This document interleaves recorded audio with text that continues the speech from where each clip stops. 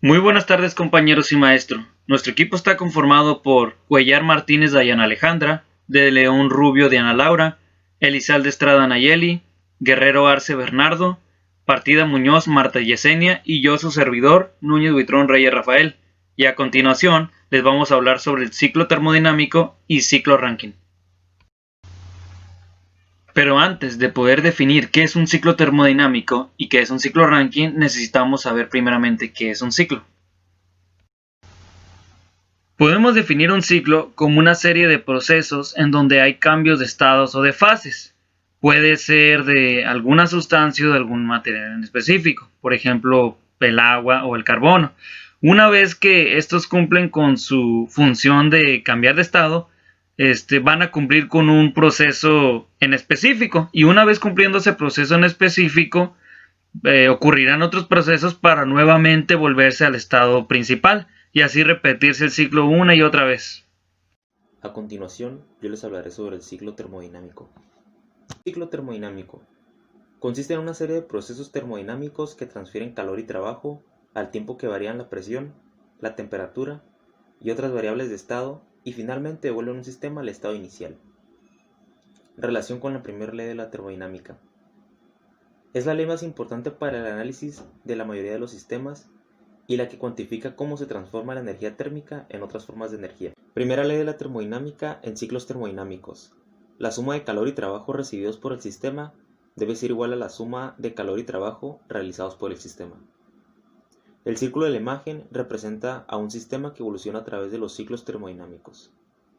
Del lado derecho tenemos la representación gráfica de un sistema PV, presión-volumen, donde el trabajo de expansión se realiza por un cambio de volumen. Existen dos principales tipos de ciclos termodinámicos, el ciclo de potencia y el ciclo de las bombas de calor. El ciclo de potencia es básicamente la generación neta de potencia por medio de una máquina térmica o un motor, basándose principalmente pues en algún tipo de fuente de energía o combustible.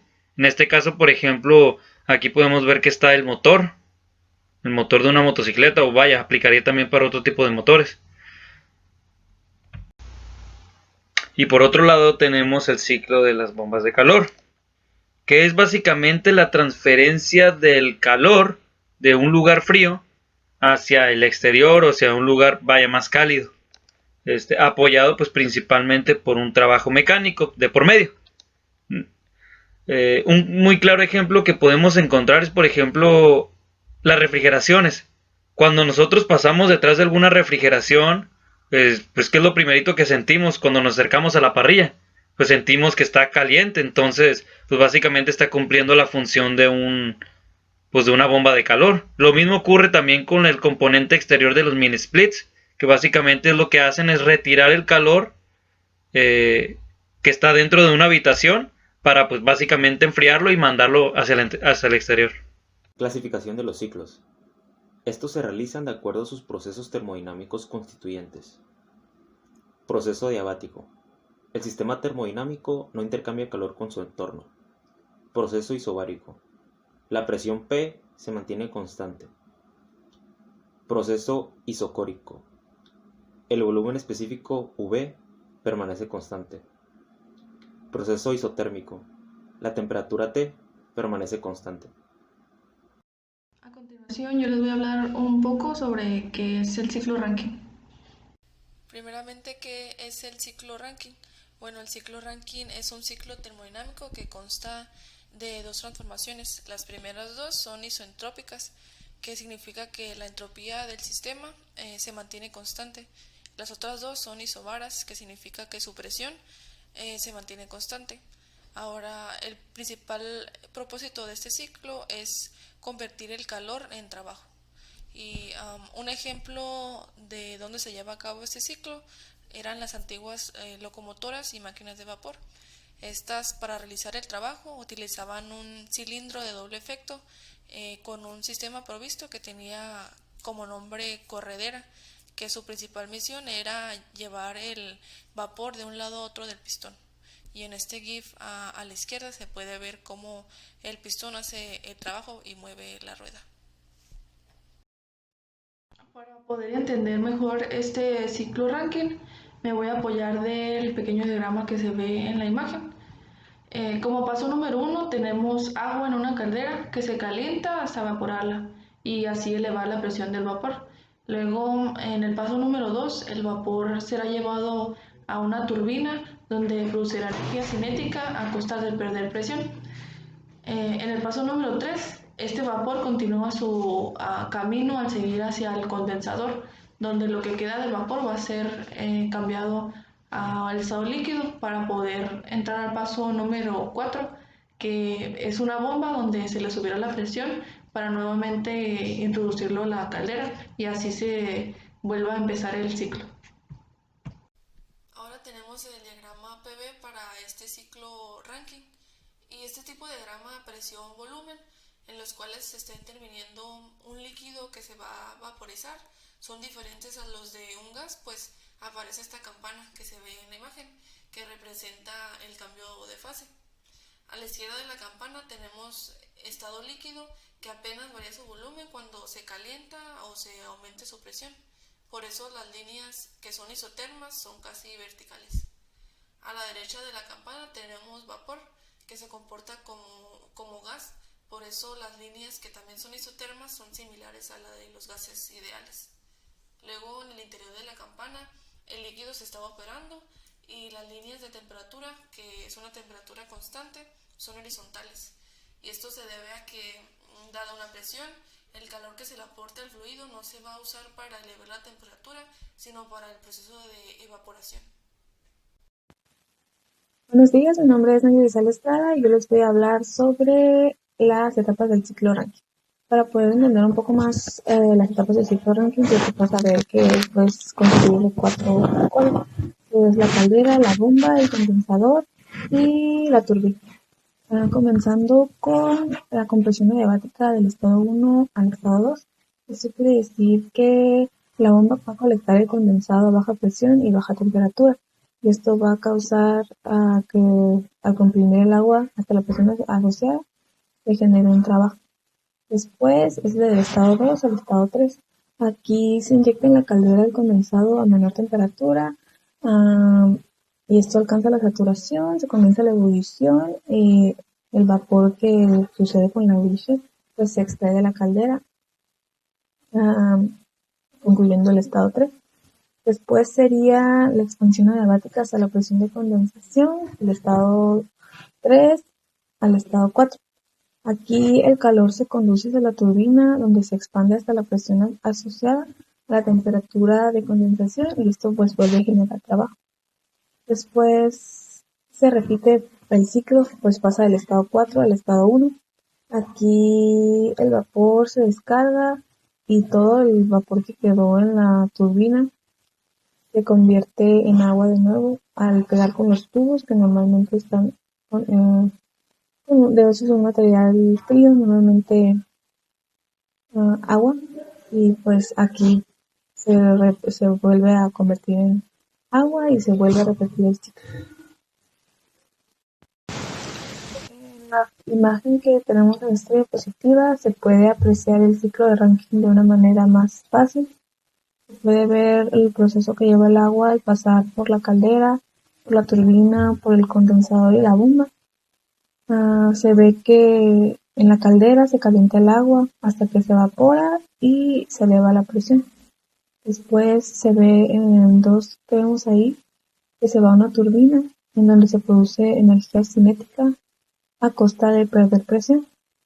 Después en el estado 3 se puede ver que pasa por el condensador, donde lo que queda de vapor se convierte en líquido, para después introducirse a la bomba que se ve en la imagen en el estado 4. Se introduce a la bomba para nuevamente repetir el ciclo una y otra vez, utilizando pues generando la energía cinética y pues estas serían las etapas del ciclo de Rankine. Muy bien, ahora les voy a hablar sobre las principales características que debe tener un fluido para que funcione eficientemente el ciclo de Rankine. Este debe ser barato, debe ser estable, no inflamable, no explosivo, no corrosivo y no venenoso. Este también debe tener un alto valor de conductividad térmica, debe tener poca variación de entropía y bajo valor de capacidad calorífica, aparte de los que ya vemos aquí en la diapositiva. En la vida real se tienen irreversibilidades en el ciclo de Rankine que no se toman en cuenta cuando se realizan problemas en el ciclo ideal de Rankine. Unas de las más importantes son la fricción que tiene el fluido al atravesar los diferentes componentes y también la pérdida de calor hacia los alrededores. Primero, la fricción del fluido ocasiona caídas de presión en la caldera, en el condensador y también en las tuberías, entre otros componentes. Como resultado de esta fricción, el vapor que sale de la caldera sale a una presión un poco menor. Además que la presión a la entrada de la tubería es un poco más baja que a la salida de la caldera. Esto se debe a la fricción que existe en las tuberías de conexión entre estas dos. Para compensar todas estas caídas de presión que se tienen en los componentes, se debe bombear el agua a una presión más alta que a la que tiene el ciclo ideal, por lo que esto requiere de una bomba aún más grande y una mayor entrada de trabajo a la bomba. Otras de las fuentes más importantes de reversibilidad que tiene este ciclo es la pérdida de calor que se tiene del vapor hacia los alrededores cuando el fluido está circulando por los componentes. Por lo que para poder mantener el mismo nivel de salida de trabajo, se necesita transferir aún más calor hacia el vapor de la caldera para poder compensar las pérdidas de calor que se tienen, que son indeseables.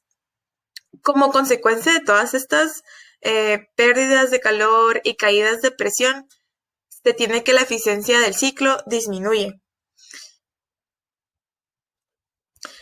También se tienen que considerar otros factores cuando se realiza el análisis de estos ciclos reales de potencia, ya que, por ejemplo, en los condensadores reales, el líquido se suele subenfriar para evitar que se inicie la cavitación, que es la rápida evaporación y condensación del fluido en el lado de baja presión que tiene el impulsor de la bomba.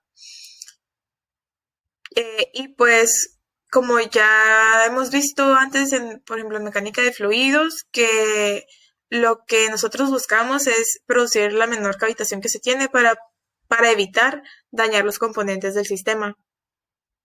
Y pues finalmente también se considera la potencia que consumen algunos equipos auxiliares, como son algunos ventiladores que suministran aire hacia el horno. Y pues en conjunto todas estas pérdidas se deben de considerar al momento de evaluar y de analizar el desempeño que tienen las centrales eléctricas reales. Como pudimos darnos cuenta, durante un ciclo real de Rankine se tienen pérdidas de presión y transferencias de calor indeseadas, por lo que hace que el ciclo baje su eficiencia. Sabemos que las centrales eléctricas de vapor son responsables de producir la mayor parte de energía eléctrica en el mundo, por lo que si se hacen pequeños incrementos en la eficiencia que se tiene en estos ciclos, pueden llegar a ser grandes ahorros en los requerimientos del combustible. Es por eso que se intenta siempre incrementar la eficiencia del ciclo. A continuación les voy a presentar tres maneras de incrementar la eficiencia de este ciclo. Pero tengo aquí la idea básica de las modificaciones que se deben de tener para poder incrementar la eficiencia. Dice que se tiene que incrementar la temperatura promedio a la que el calor se transfiere al fluido de trabajo en la caldera o disminuir la temperatura promedio a la que el calor se rechaza del fluido de trabajo en el condensador. ¿Qué quiere decir esto? Quiere decir que la temperatura promedio del fluido debe ser lo más alta posible durante la adición del calor y lo más baja posible durante el rechazo del calor. Hola, soy Dayana Alejandra y yo les hablaré de las aplicaciones más importantes del ciclo Rankine en la industria. Bueno, las principales aplicaciones del ciclo Rankine son las centrales termoeléctricas, las centrales nucleares y las centrales geotérmicas. Estas centrales tienen el mismo funcionamiento, o sea, funcionan con el ciclo Rankine, ya que su funcionamiento se basa en el ciclo de vapor, el cual acciona una turbina haciendo las conversiones de energía, hasta llegar al generador que la convierte en energía eléctrica. Entonces surge la pregunta de cuál es su diferencia. La diferencia entre estas es el calor inicial utilizado para calentar el fluido de trabajo y después convertirlo a vapor. En el caso de las centrales termoeléctricas utilizan como calor inicial los combustibles fósiles. Las centrales nucleares, el calor lo obtienen a partir de la fusión nuclear de los átomos y de esta forma se libera energía almacenada en el núcleo de los átomos. Y por último, en el caso de la energía geotérmica, que como ya se sabe, el calor obtenido es del interior de la Tierra, que se transmite a través de las rocas calientes o fenómenos de transferencia de calor como conducción o convección. Bueno, aquí vemos un ejemplo de aplicación del ciclo en una central termoeléctrica. Primero se utiliza un combustible derivado del petróleo para mantener encendida la caldera industrial, donde se calienta el fluido de trabajo. Segundo, el fluido de trabajo se calienta en la caldera y se evapora. Tercero, ya que éste alcanza una temperatura de hasta 500 grados centígrados, se envía a la turbina a través de una tobera, donde el vapor se expande y hace girar la turbina, que está conectada a un generador eléctrico, y así producir energía eléctrica. Cuarto, el vapor y lo que queda se envía al condensador, donde pasa de estado gaseoso a líquido para ser bombeado de nuevo a la caldera y repetir el ciclo. En general, se deben tener consideraciones importantes para cuando se lleva a cabo este ciclo. La primera es que se debe tener una caldera industrial capaz de soportar altas temperaturas y presiones que se generan en su interior. Segundo, se debe asegurar que el vapor del fluido de trabajo sea lo más seco posible, ya que si tiene partículas líquidas del fluido, al momento de chocar con la turbina, disminuirá su vida útil y su eficiencia muy rápido. Y por último, se debe mantener el agua que tiene el condensador a temperaturas bajas para que funcione correctamente el ciclo. El agua que tiene el condensador para enfriar el vapor viene de torres de enfriamiento. Y bueno, para finalizar y dar un resumen de las aplicaciones del ciclo Rankine, debemos entender que es muy importante conocer este ciclo y cómo funciona en la industria, porque es un proceso que es muy eficiente y ya a la hora de que estemos en el mundo laboral, tener el conocimiento necesario.